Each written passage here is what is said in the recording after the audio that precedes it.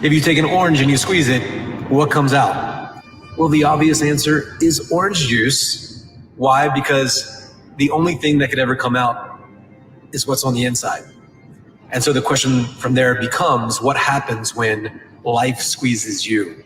What happens where you're in a pinch, you're in a tight spot, and the stress comes? What happens to you when you get squeezed? Nothing can come out of you except for what's on the inside. You'll recognize this, that we have an external posture and we have an internal posture. An external posture, some people say, oh, I want to be famous and I want to be special and I want to get attention. So you only want that because there's something inside of you that feels like it's not enough. And so we're trying to fill ourselves up. And a lot of people, their cup is like a little bit empty, where they're trying to fill themselves up from the outside world with approval, control, security. They want something to fill themselves up because there's an emptiness on the inside. And so you've really got to strengthen that internal core. You got to strengthen your identity. You got to strengthen what's on the inside, because you are going to be squeezed. And all of us have had some bad stuff inside of us. And by bad, I don't really mean bad like you're a bad person or there's bad stuff. It's just stuff that's not useful. It's not what's right and what's wrong, because what's right for one person might not be right for somebody else. And it's about what's useful. And sometimes we have emotions or we have points of view about ourselves or others or judgments. That's just not useful. And so we need to look at it in terms of not making ourselves wrong, but is that useful? And so you've really got to take some time every day to focus on your heart, your energy, your story, your presence. And you've got to break those energetic bonds to the past version of yourself, who you were yesterday. You're bonded to that. You're bringing up stories and you're talking about what happened yesterday. But what makes us have the ability to use that information and have wisdom from it is when we break the emotional charge. What is the lesson? How do we integrate the lesson into our life in a way that's useful? And then once you've lived it and you've lived with that distinction and you refine it, and then you get to share the learning. And the more people you share the learning with, that experience that you had, it's like Napoleon Hill said, every adversity has the seed of an opportunity. There's an opportunity for growth and awesomeness in every seed of adversity, but it's just a seed. We got to water that seed. We got to put sunlight. We got to shine light on that seed, shine the light of our awareness. We need to be conscious of the learning, but not self-conscious and make it about ourselves. And we think, how do we actually integrate this learning into our future self, into that person as they go part, throughout this year, through this decade, through the rest of their life. And then as we get to practice that way of thinking, practice that way of being, practice that way of communicating, we refine that lesson. And then you share that lesson. And that's how, to come full circle with what Napoleon had said, that's how there's this beautiful opportunity in that adversity where now each person you share that with, you get to grow through it and you get to share that learning. And as you contribute that learning to each individual beyond yourself, you get to have impact. And oh my God, it's like when you have impact and you know that because that happened to you, you've grown through it, you've become stronger, and now you contribute. And each person that you contribute to, that energy, that gratitude comes back to you. It's like an amazing force that comes back to you. And people start saying, wow, because you said that, because you went through all that, you changed my life. You gave my life meaning. You gave me clarity. And as that energy comes back to you, you get to have this amazing feeling that money can't buy. And some of you are in jobs where you're like, you know what, it doesn't matter. Some of you are looking at your diet plan. You've already cheated on this year. And you're like, you know what? It doesn't matter if I have that bite. Some people eat the burger and they're just reinforcing patterns of shame and guilt. And they're looking for something on the outside. They're looking to create an experience on the outside to meet a neurochemical need, an addiction for that shame, that anger. And some people are just angry and there's nothing to be angry about. They will create an experience or they'll get into a bad situation just so they can feed that addiction for anger. They're addicted to it. And they need to, as Joe Dispenza would say, break the habit of being themselves and communicate with themselves in a different way by breaking those bonds.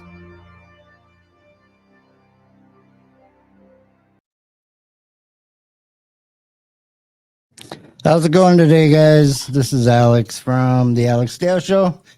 And I would like to thank you for coming on, as well as I want to introduce the special guest today. Gary will not be joining us today.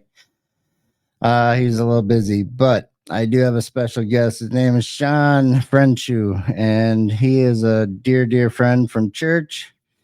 And we're going to talk about victimhood today. So, the reason Shawn's on is he has an amazing story about addiction and how he didn't let himself become a victim. And he focused in on God and religion. And I'm going to have him tell his story in a little bit. Right now, though, what is a victim? Shawn, what do you think a victim would be? Well, first of all, Alex, thank you so much for having me on. I really do appreciate this. I think that this platform and doing stuff like this is going to be huge in the future. I honestly believe it, because people are sick of mainstream news media, and they're looking for something else. Right. And they're looking right. for real honest conversations with folks, and I think God is going to become very, very important here soon. So I think this is just great. So I can't thank you enough for taking the time to have me on. I really do appreciate it. Not a problem. Not a Your problem. question, what was your question? What does victim mean? What is victimhood? What is victimhood? Like, define Well, it. define victimhood. I guess maybe what we ought to do is we'll start right with the dictionary. Let's do that. I'll add I actually looked up victim last week, and I thought that would be a fun way to. Right. I forgot to look it up. I've been racing around with my head cut off. So a victim, a person harmed, injured, or killed as a result of crime, accident, or other event. So a person harmed, injured, or killed. So a victim, in my instance, I was a victim because I was harmed. I didn't like a lot of folks. I didn't have the greatest childhood in the world, and I blamed it on my dad especially. Right. My mom was an alcoholic, and my dad was abusive, both mentally and physically. And it was hard as a kid growing up. And when I discovered alcohol at 15, 16 years old, that gave me a break from it. And it kind of made me play the victim card, because I was injured, and I felt like, you know what, I can do this, I can do what I want, because you know what, I was a victim, or I am at the time. I thought I was a victim. Right. And I, of course, was young and naive, and I just used alcohol to sort of drown my sorrows, and it made me not think of being a victim anymore. Mhm. But that was the card I think I played for many years, was playing the victim card. Right. And in this world, there's I would say it's more kind of like an epidemic of everybody feels they're a victim of everything. Mhm. And it's like, no matter how big, no matter how small. But when you were reading that description there, I was like, well, thinking you have to be harmed, killed, or injured Yeah. in some way. But I think people took that harm part a little too far. Yeah, they went way over here with it, because harm, the harm can be loosely defined, can it? Right. Like, what does harm really mean? Right. Like, oh, my feelings are hurt. Well, that's life. Yeah. But harm is something that can affect you permanently for your whole life, in my opinion. Mhm. Like, okay, I was a victim of my own stupidity and ran myself over with a pallet jack, and I snapped my knee, like the tendon off my knee, and now I have problems with my knee for the rest of my life. But so I'm the victim of my own stupidity, but am I really a victim? Yeah. I don't want to believe I am, and I think that's what I'm trying to get at with this life rule, because where we are going through the life rules, and this is life rule number 4, and the top 5 of my rules are kind of like the core structure for how I live my life. The rest of them, there's other ones in there that are core, but these top 5 it's like, that's how you think, that's how you live, those are your values, and that's how I try to live my life and share with others to try to live with their lives, like my kids. I told my kids, and my kids I adopted and fostered children. So part of what I taught them was, okay, you had a bad past, but that should not affect you in the future. It will a little bit, as far as how you think, things you believe, whatever. But don't believe that You are less of a person. You are the cause of what happened. And don't let those things determine how you will react in the future. And you need to have that strength to go, you know what? Bad crap happened, Mm-hmm. you know, or this hurt me in some way, but like I tell my kids, like, you fall off the horse, you're gonna get back on. Yeah. And I'm gonna make sure you get back on. So you're not gonna be laying there going, oh, you know. Yeah. I'm Gen X, so we So brush feelings ourselves there. off and we go and go back at it. But what do you think? Like exploring the dangers of playing a victim. Like, what are the dangers with people, in your opinion? On okay, I'm gonna play the victim. What? How can that be spread out like the butterfly effect? How does that affect other people? How does that not only affect you, but what are the dangers that can come from that? Yeah, I think, well, right off, I'm going to go right to God right off the bat, because if you're playing a victim, or you have anything like that you're dealing with, you're separating yourself from God. Right. And and to somebody who might be listening who doesn't believe in God or thinks it's a sky daddy or whatever, I'm here to tell you that God's real. Otherwise, I certainly wouldn't be here, and we'll probably, I'm sure, get into that later. Right. But that victim stuff, it has to go. I think it's what's destroying our society today. And I don't think I'm being overly dramatic. Everybody's complaining or is a victim of something. And I'm not going to judge somebody and say whether or not what they're upset about is worthy or not. That's not my deal. That's not my job. I'm not going to touch that. I'll certainly offer compassion to anybody who's struggling with something, who's going through something, because I've been there. I know what it's like to struggle, and I know what it's like to be in a deep, dark depression. I know what it's like to have crazy anxiety. I know all of this stuff. I know what it's like to be a hopeless drunk. I know all of this stuff. But if you play the victim card, nothing ever gets any better. And like you said, that accordion effect, it expands. So when I was in the worst of my addiction, I honestly thought I was just hurting myself. I had no idea. I really didn't know the devastation that I was causing to all those around me. Right. And when I sobered up, it took me years to actually discover. I was so messed up. It took me years to discover how poorly I treated people, and how if people don't want to talk to me today, some people might not want to talk to me today. I understand. I hope they can find forgiveness at some point. And it's not about me, whatsoever. That's a whole nother show. Right. Show on Right. forgiveness. Right. But the accordion effect of me, acting out my victimhood, I guess if you want to use that word, to put it in those terms, it just, I spread it to my wife, to my children. It affected their lives. It affected their interactions with other people. It's all of this anger. I was filled with anger and rage. And what I've learned is when you take and you push that anger and rage onto somebody else, you push that anger and rage into somebody, it has to go somewhere. Right. And either that person's going to take it and give that anger and rage to somebody else, or somebody's got to stop the insanity and give it to God.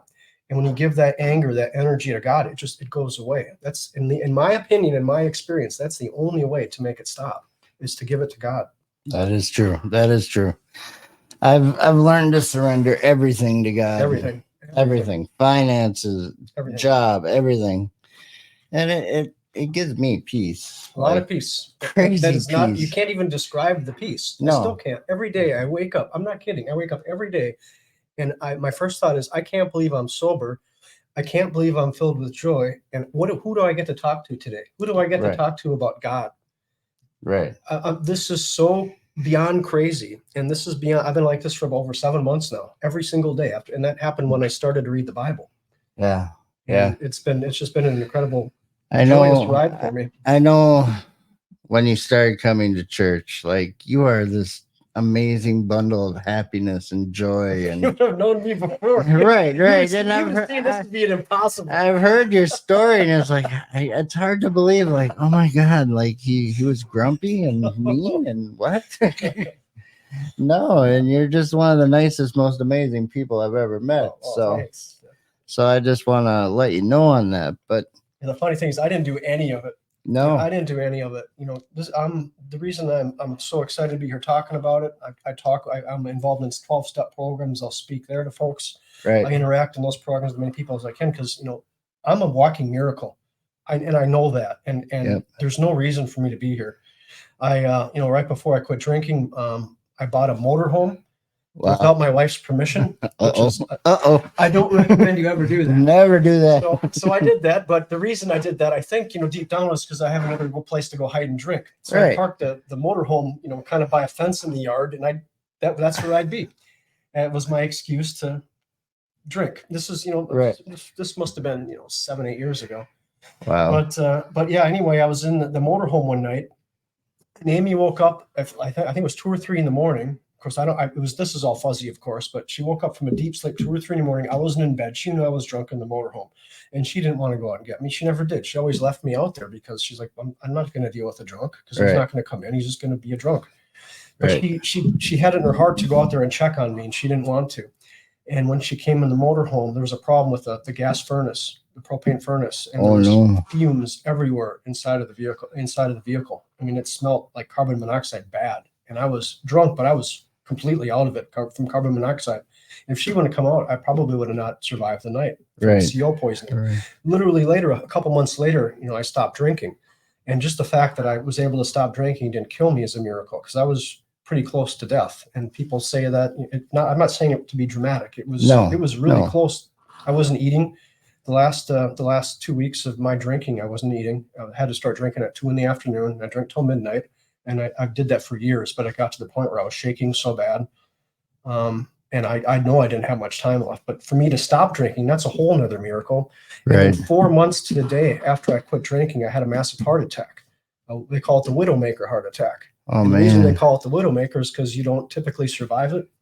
But for whatever reason, that's a whole long story in itself, but long story short, I got rushed up to Methodist Hospital in Edina by ambulance because it was faster than a helicopter, had emergency surgery, had a stent placed. I was 100% blocked in my LED artery, and I have no damage. No damage from the heart attack.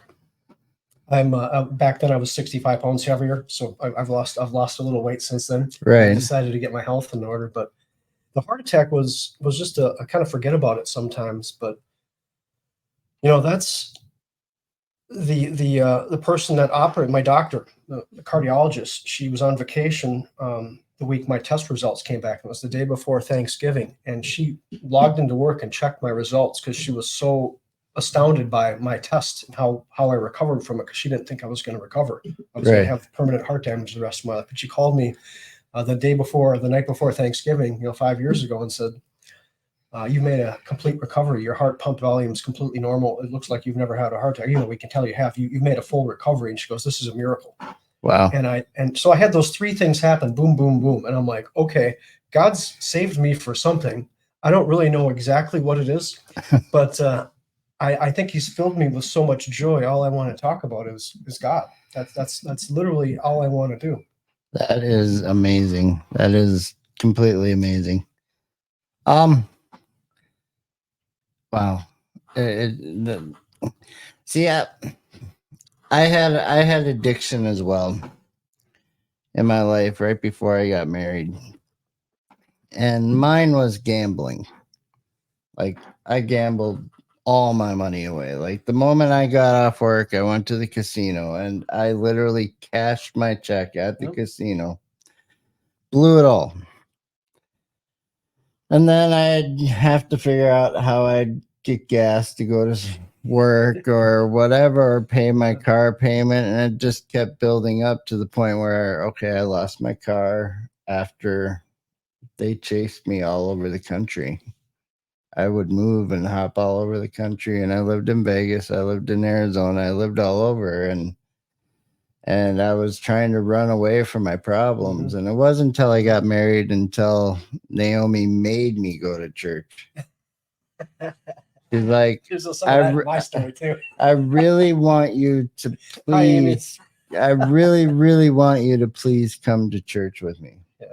And I was raised strict Catholic, and the whole dogmas and not all of it I didn't agree with. I'm like, that's not the right way to have a relationship with God. And I knew there was a God. I believed in Jesus. It was just more of, I hated the religious part of it. But she made me go. And I learned a lot from that church we went to, and it got me closer to God, and it helped me come to God through our little small group we had, and it was amazing. But when Naomi and I got married, she said, "You're not gonna gamble," and I promised her I wouldn't. And we've been married almost 16 years now, so 16 years of not gambling.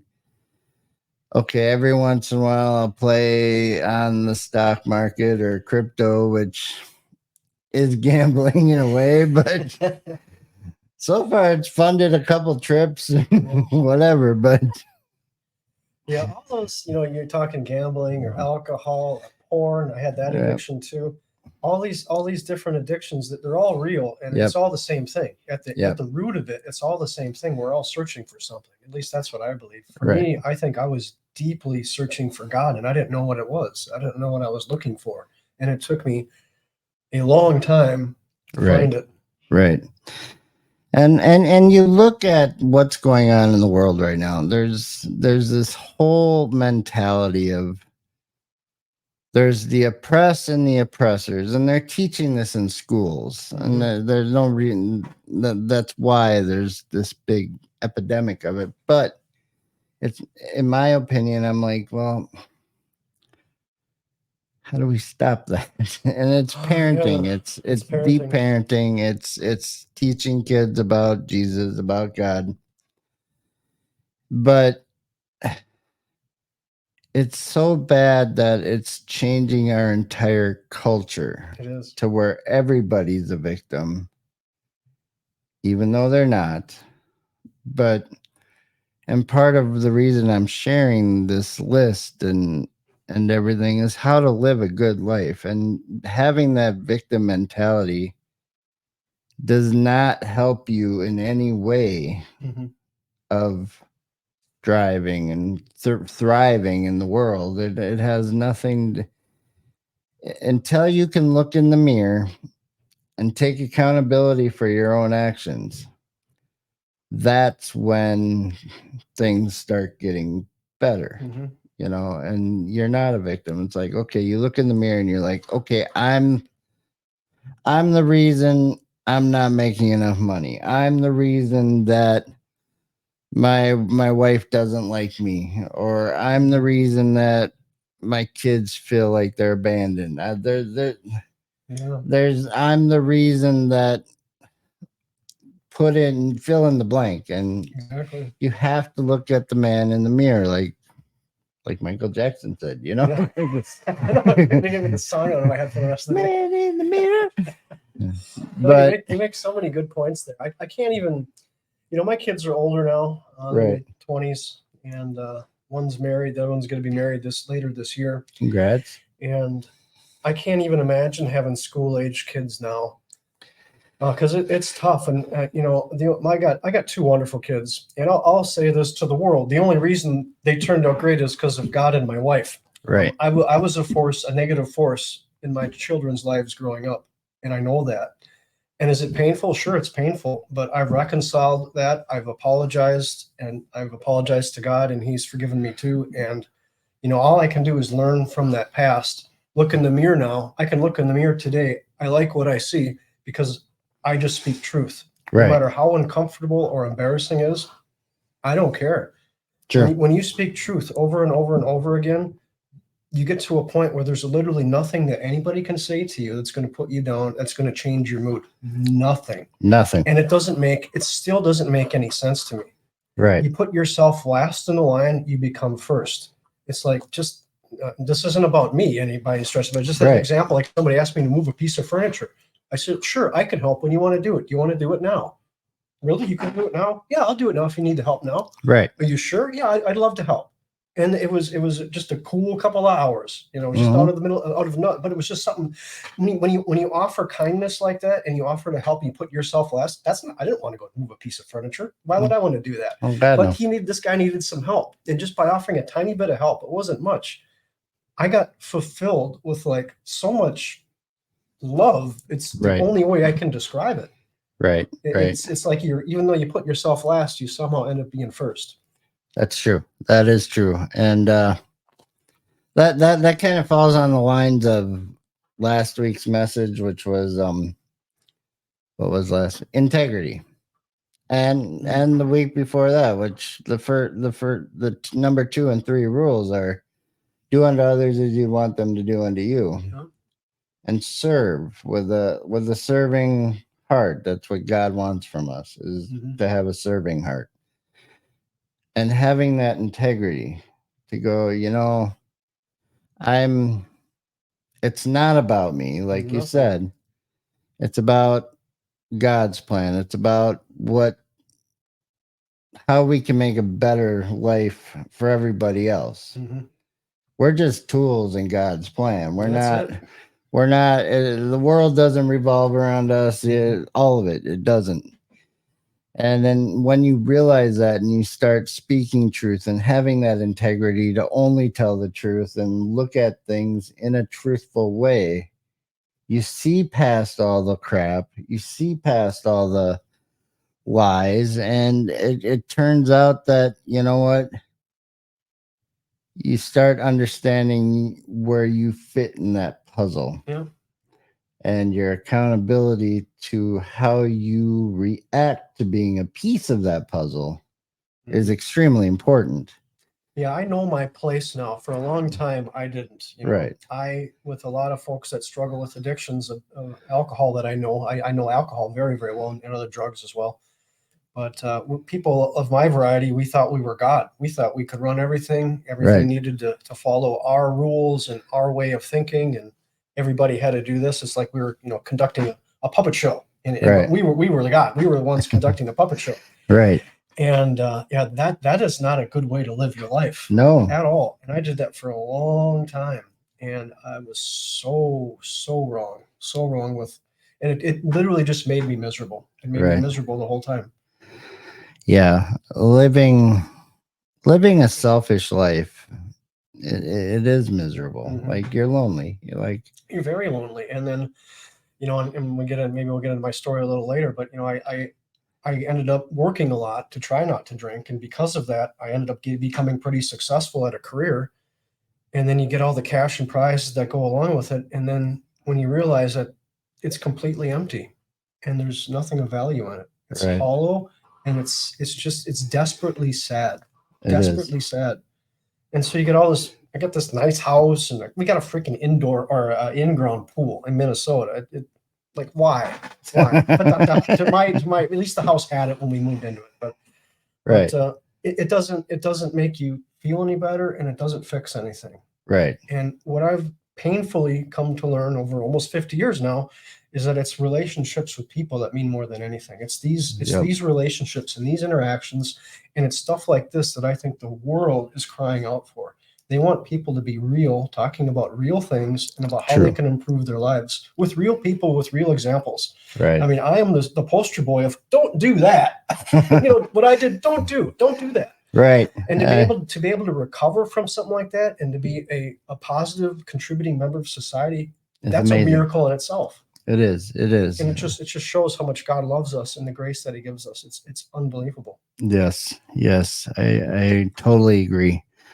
Also, if you are watching, throw up some comments. If you have any questions, we'll definitely answer them. I'll put them up on the screen. But why don't you tell us your story? Okay.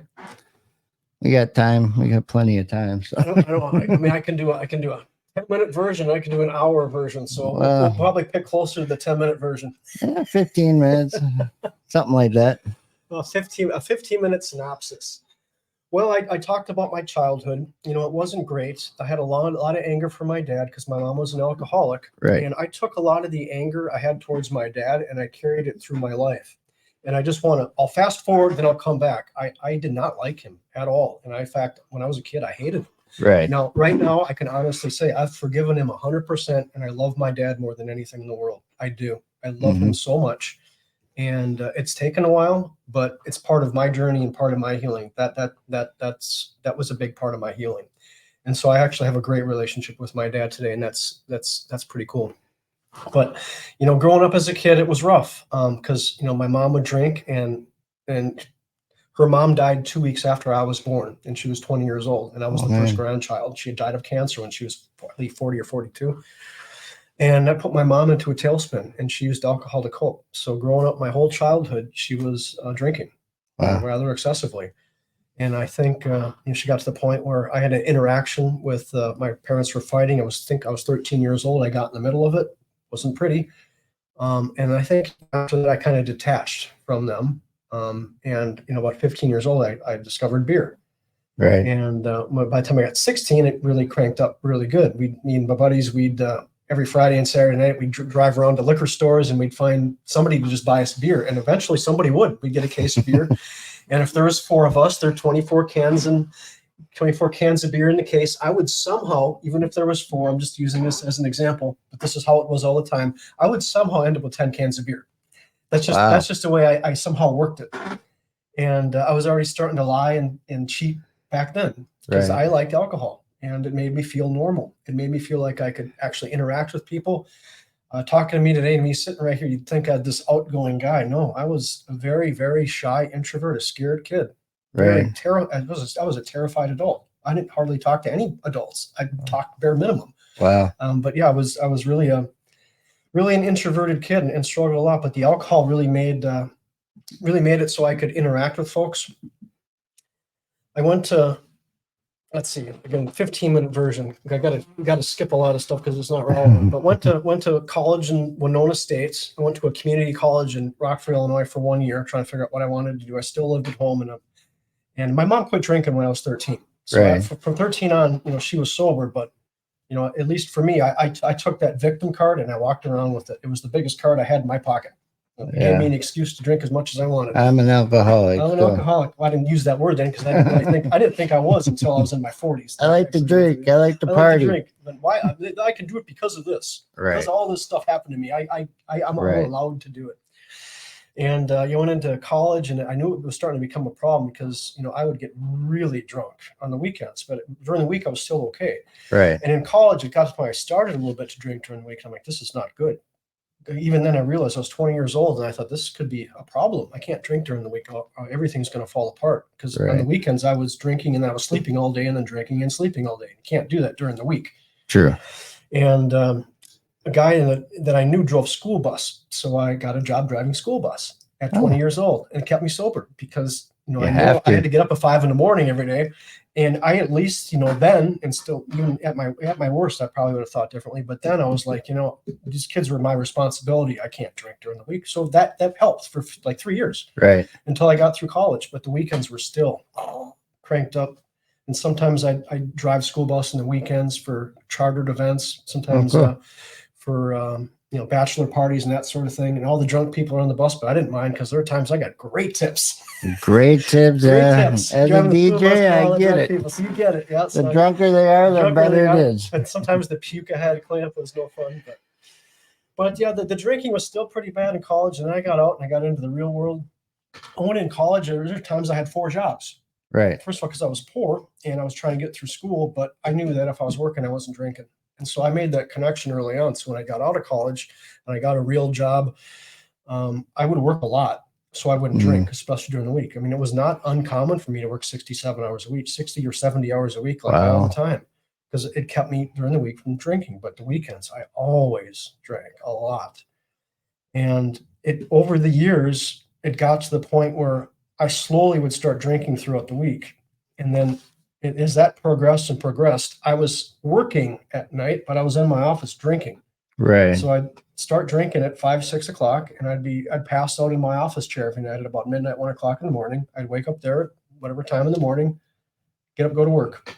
Wow. And that's the life that my wife had for years. And how did Amy deal with it?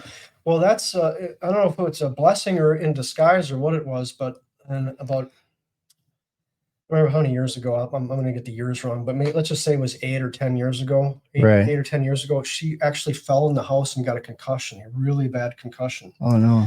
And she dealt with this head injury for many years. So she was stuck with me at the house dealing with this head injury. She couldn't be around flashing lights or bright lights. She'd have to go in, and sometimes she wouldn't even leave the bedroom during the day. She was in her head. She was in so much pain. And I mean, she had a horrible existence just with that injury. And then she's got me running around. Right. And here we got 2 kids at home, and she can't function as a parent. I can't function as a parent. And like I said, my children turned out wonderfully. So that's props to God. Well, it's kind of like learn what not to do from your parents. That's what I've told both of them. I go, you Right. have a cheat sheet on what not to do. Right. Right. Yeah, I love my parents dearly, but there was some things that they did, especially my dad, that I'm like, I'm not gonna do it. I love my dad, and we were like best friends up until the point he died. But it was just, yeah, I'm not gonna be that guy who bounces from job to job. I'm not gonna be, which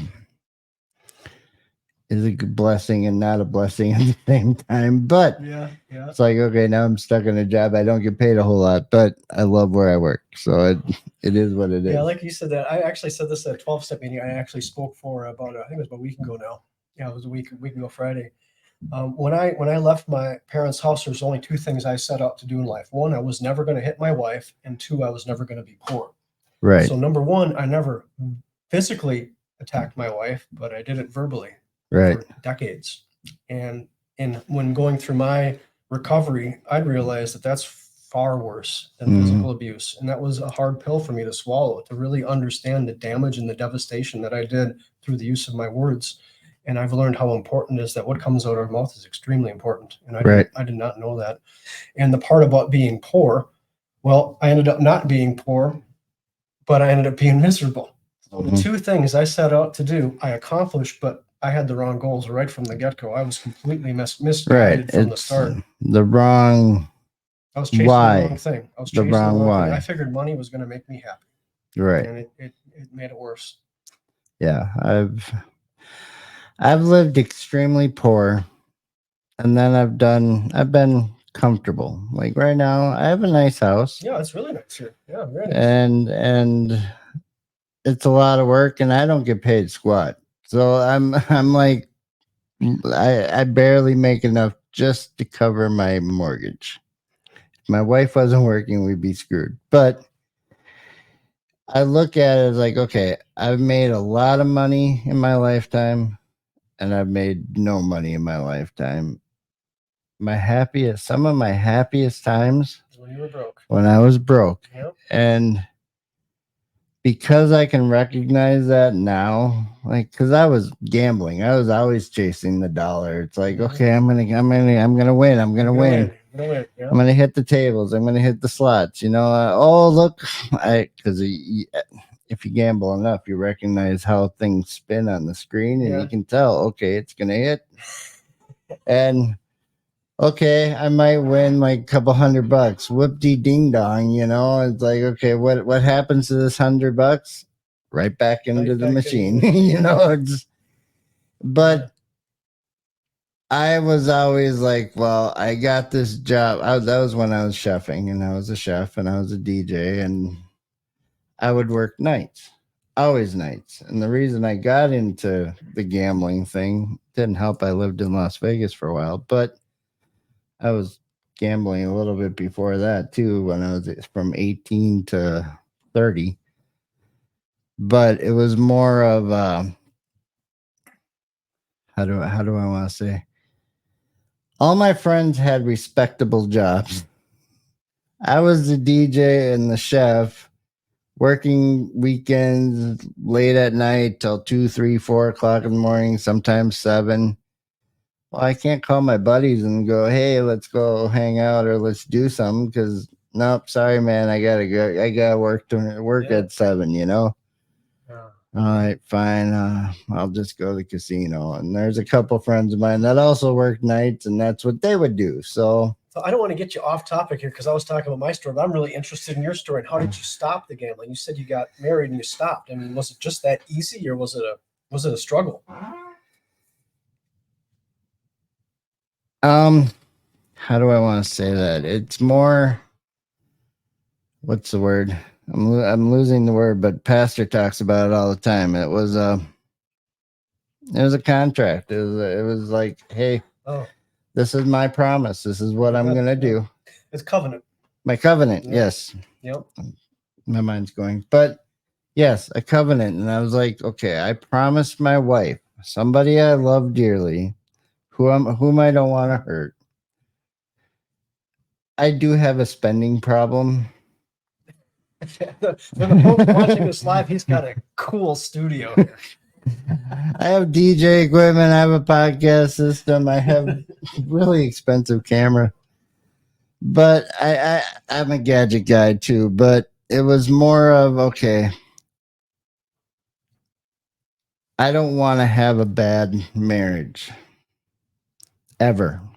And I don't want to argue with my wife.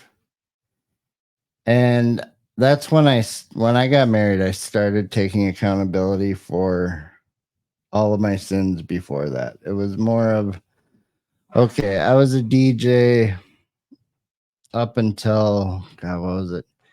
2001, and then I retired. And by that time, I was doing shows in Las Vegas with 5,000 people. And it gets to the point where it's like a rock and roll lifestyle. Mm-hmm. So there was alcohol. Mm-hmm. I drank a lot. I was sleeping with a whole bunch of women. There was gambling. There was all these bad things happening, and up all night, and every weekend it was always a party or a wedding or whatever. And I was doing some really bad things. Like I will confess on here that, as a DJ, I was fooling around with the bride at the reception after the wedding. That's bad things. Yeah.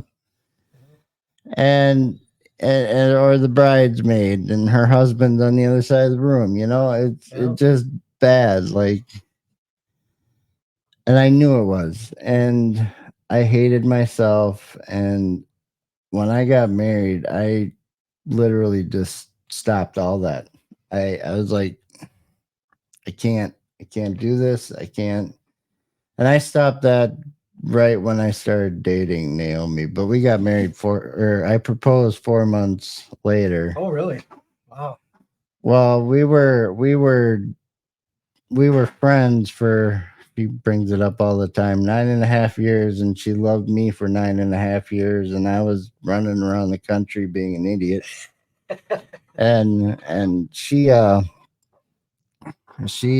followed. I moved to Vegas. She ends up going to Arizona so she could be closer to finish her bachelor's degree. And she would come visit. Because we were friends in college. And her brother was in my program in college for MIS. And her mom worked at the college. And her sister was going to a different program. So I knew the whole family. And at the time, she wasn't my type because I was chasing the bimbos and whatever. And here's this nice country girl had a crush on me and chased me around. And I knew she did. And I ended up moving back while she was still down there. I moved back to Minnesota. Ended up getting engaged to a waitress at Perkins who was bipolar and had a whole lot of just issues, and that was a disaster. And then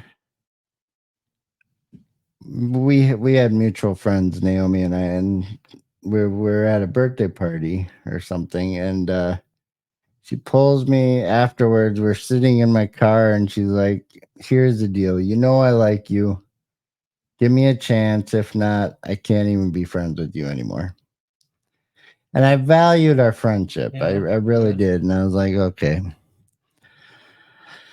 we'll give it a try. And from that moment on, I knew how, if I'm going to be serious about this, I did gamble a little bit while we were dating, but not a whole lot.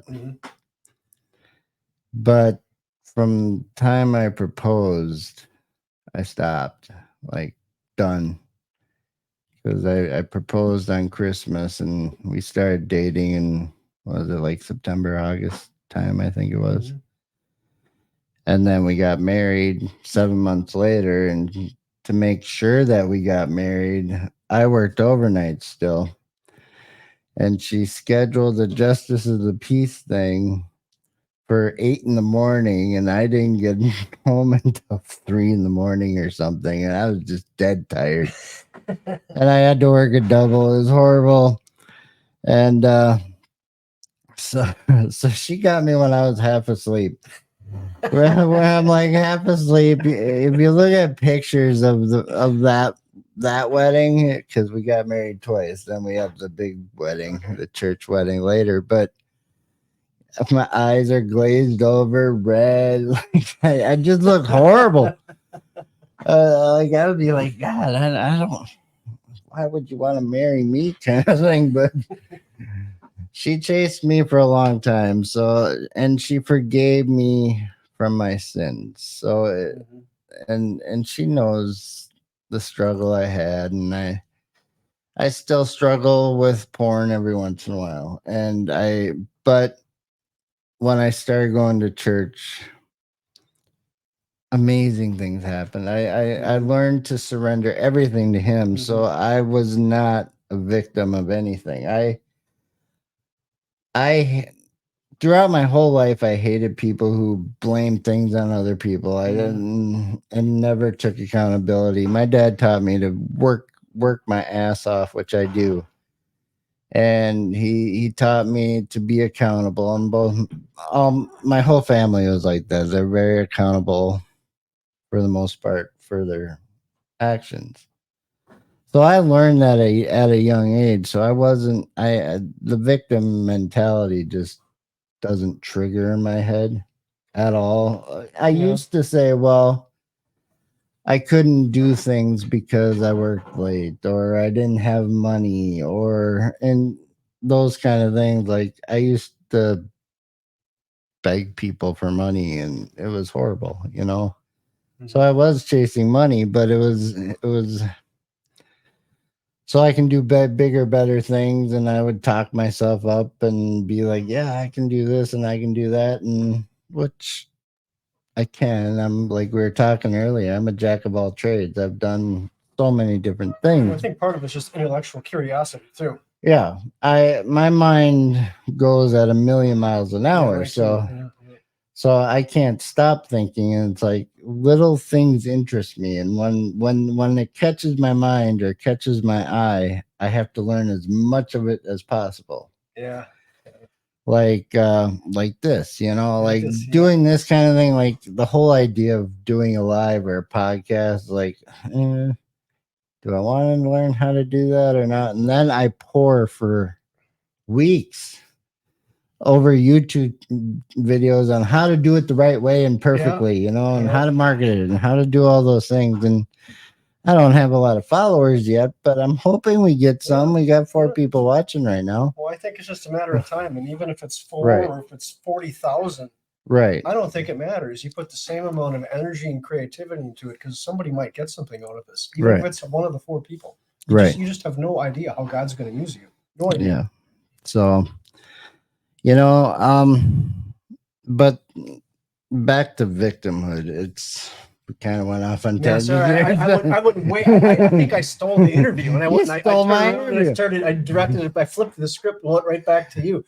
But continuing back to me, I guess I think I was talking about, just working a lot in my 20s, right, and into my 30s. I worked a lot, and I ended up getting a I had a really great job. I was a manager for a consulting operation here based out of the Twin Cities. Right. And we had employees, folks all over the country to do consulting projects to implement, like it used to be called business performance management solutions, like financial planning analysis stuff, and also just data analysis. And this was like 15 years ago, when big data was when just starting out. Maybe it was 12 years ago, 12, 13 years ago. Big data was a thing. That's when all the people were trying to figure out what to do with all the data. I was in that space then.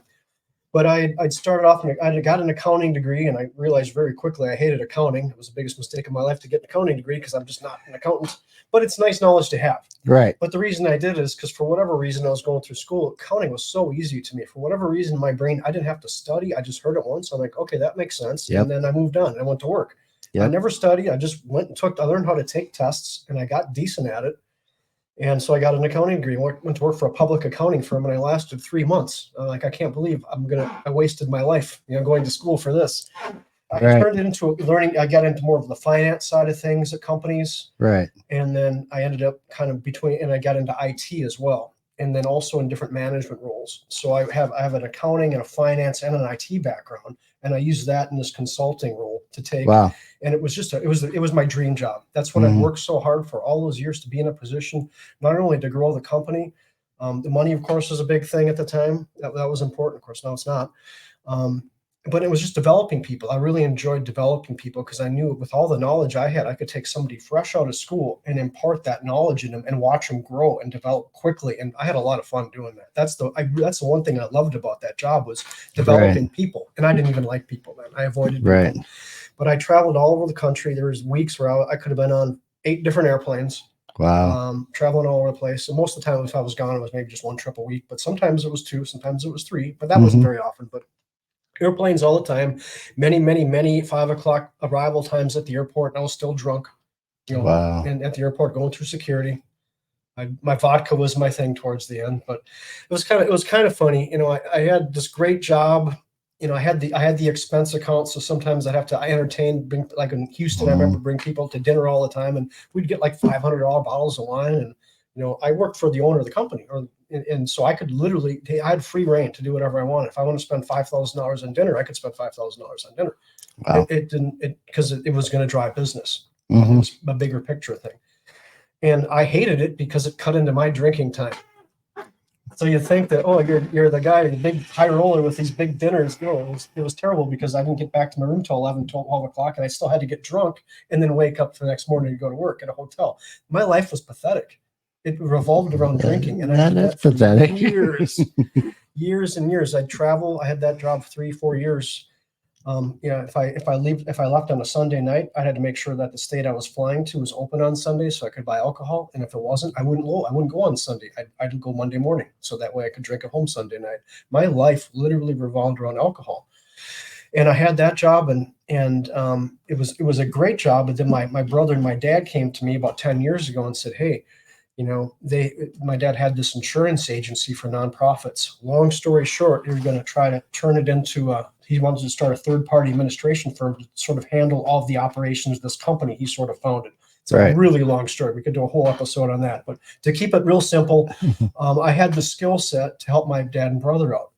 And I also had an 18-month non-compete at that consulting company. So in my mind, I thought, if I could at least stay sober, I'll go to work for the family business. I'll wait out my 18-month non-compete. I'll be able to help them out, because I actually have the skills that could really help what they need. And I made a lot from it lined up perfectly. It didn't make any sense. Like, how could they go do that and me go off on my own thing all these years and actually have the skill set that they need at the company? And so I did that. And my wife even said, when I was contemplating taking the job, she goes, "Are you sure that you're not going to drink more?" And she must have said that to me 20 times. I didn't listen to her. Like, oh, it'll be fine. It'll be fine. It'll be fine. And I honestly thought it would be fine. But as I got into that, some of that stuff I talked about with my dad when I was younger, it would be in my forefront of my mind all the time, because I never forgave him. I never let it go. Right. And so once I started working for the family business, for the first couple of years, it was good. But then it just got worse and worse and worse. And I started drinking more and more and more and more. And I got to the point where I was a useless, disgusting, evil human being, just living in a cesspool of filth and evil. Wow. And it was fueled by alcohol and fueled by porn. And it was it was hell. It was the closest thing to hell I can imagine. If I go into different 12-step groups and you ask anybody that's in a 12-step meeting and say, hey, tell me what hell looks like, they'll know. They don't have to think about it. No, we know exactly, they know exactly what it looks like. And I was there for years. And and back to the victim card. Right. You know, that was my justification for that behavior for so many years. And it was so wrong. But it's nice to sit here and talk about it and reflect upon it, because now, like, see, look in the mirror now, I don't see any of that at all. It's in the rear view mirror, and the rear view mirror is only like that. Yeah. Because it's small, but it still exists. And and another thing that I talk about occasionally too is, like, somebody said, well, why doesn't God just heal you? Why did he take it away? Because when I gave my life to Christ about 5 years ago, the obsession to drink just stopped. And that floored me. All my life, ever since I was 15 years old, all I thought about was drinking. That's all I consumed my mind for almost 30 years. And then I gave my life to Christ in a prayer, and I literally had nothing more left. I didn't think. I was either going to, in a couple of weeks, I'll be dead, which would be fine. I didn't care at that point. Or I can try this. And yeah, I gave my life to Christ, and, like, literally later that day, that obsession to drink it vanished. It's amazing. And like, then the next day it wasn't there, and the next day it wasn't there, and the next day it wasn't there, and I'm like, what just happened? I go, this is crazy. This is impossible. I use that word a lot. This is impossible. All I did was pray, and it's gone. And for the next several years, I just lived and I think in the church video, when the pastor did the interview with me in church, I talked about some of that. I guess I don't want to repeat all that, but part of my story's on YouTube. But yeah, it was something else. That's for sure. That is amazing. We are coming down to the end of this. I want to thank you for you coming in. This is, I could sit here and listen to you all day long. I could talk about this stuff and about God and about the world. Right. Yeah, this is just good stuff. But I will have you back, because you're a great interview, as well as I think you have some wonderful insight on some of the other things that we're going to be talking about. But again, if you're watching and you want to subscribe, that would be awesome. If you want to hit up on YouTube, the more people that I get on YouTube, then I can start streaming live on there. But this video will be downloaded onto YouTube as well. That's at Alexander Deyo. Or you can go to Instagram and check out Alex Miles Deyo, or Facebook Alex Deyo, or if you just want to go to my website, everything's on the bottom of the main page at alexanderdeyo.com. So and also, if anybody wants to check out my story, you can just go to YouTube and type in Shawn the Believer. Like, Shawn is it's SHAWN the Believer. So amazing. That's the page that I created back then when I posted it. So it's about, I don't know, I want to say it was like 8 or 9 minutes of short testimony of the pastor interviewing me at church. My son was there. He's the guy in the Marine Corps. He recorded it on his phone, and it actually turned out pretty cool. Very nice. Very nice. So yeah, I uploaded it to YouTube. And, so Shawn the Believer. Shawn the Believer. Awesome. Well, I'll check that out for sure. I'll put that link on the description and everything else too, so that way you can hit it. Anybody watching can see that. But again, thank you for coming in. Yeah, and one last thing: anybody struggling with addiction, living a life where you're just consumed by it, you don't have to, and there's hope. And yes, I am living proof that there is hope, and you don't have to live that way. There is light, and there is a way out. So don't give up hope. Right. So to kind of end this off, we covered Shawn's amazing testimony. We even covered a little bit of mine. But victimhood, it doesn't have to consume you. And a lot of people don't believe that they're a victim of anything. Most people don't. Or how do I want to say that? They believe they are a victim of something, and they use that to push themselves through life. And really, the moment you start taking accountability, the moment that you start serving other people, the moment that you start putting your faith and trust in God, like Shawn's saying, like you're that victim idea in your head disappears. Like it's the most freeing thing when you actually go, you know what, this happened, it is what it is, and you move on from it, and you don't use that to justify things that you do in your life. You know what, it leads you down a better road. It helps you make better choices for yourself. It attracts people to like you and care about you and want to help you. And so, like Shawn said, it's kind of it's not a selfish thing when you're serving others, but it always comes back to you. Doesn't make any sense. I still don't It get doesn't, and it always comes back in a positive. Yep, always. But if you're mean or terrible or cruel or something to somebody else, it also comes back to you. So you reap what you sow always. And the key words there in my whenever I hear that you reap what you sow from the Bible, the key word is you reap what you sow. So all the bad crap happening to you is based on what you sowed. That's how I look at it. Yeah, sometimes there's a song that was just released by Tom McDonald. I sent it to you today. Facts don't care about your feelings. They don't. Yeah. And they don't. Yeah, check out Tom McDonald. I'm not trying to. I'm not here like trying to promote him, but you know what? If you want, I've laughed for a week watching that thing. That's the funniest thing I've seen in a long time. I watch his reaction videos because there's a lot of people who will react to the truth he's talking. Yeah. And it is truth. It's somebody who is very good at articulating what's happening in the world, and he puts his own twist in it. But if you listen to it, it's the truth, you know. And when Ben Shapiro starts rapping, I remember I just about lost my mind because I knew the song was coming out. I have a home gym now. I actually been working out, so I went downstairs in the morning and I put it on and I start to do my exercise and I'm like, this beat's awesome. And I heard Ben Shapiro rap and I'm just about like, what? So I grabbed my phone. I'm like, is that really him? Yep. I've been watching a lot of that and Race Wars is another good video, but that's a good I like the reactions for that one, but it is what it is.